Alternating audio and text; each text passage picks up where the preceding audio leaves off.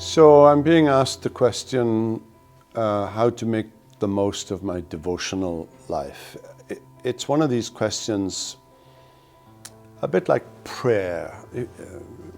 Robert Murray McShane said, as did others, that if you want to humble a person, ask them about their prayer life. It's very important not to devolve into a sort of works-based argument that says, I'm saved by the quality of my devotional life.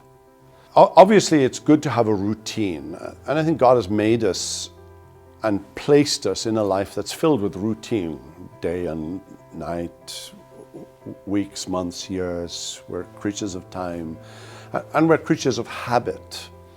And there's a lot about sanctification and the Christian life in general, which is a lot about habit, and that doesn't sound very spiritual, but it is about habit. It's about putting old habits to death and putting on new habits.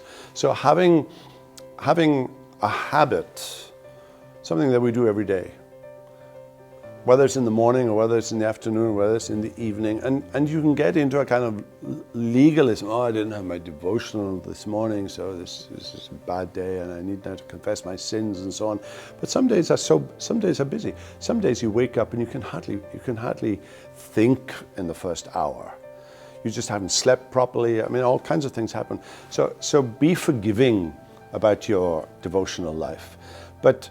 And don't try and do something that you can't fulfill, because that's only a recipe for guilt.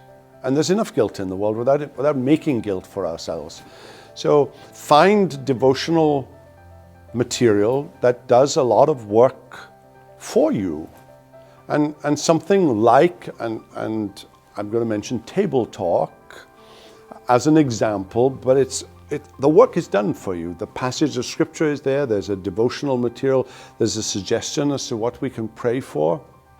Now, you know, as you grow in the Christian life, you can expand on that and expand within the level that doesn't have you living by guilt every day, because that's not a good thing.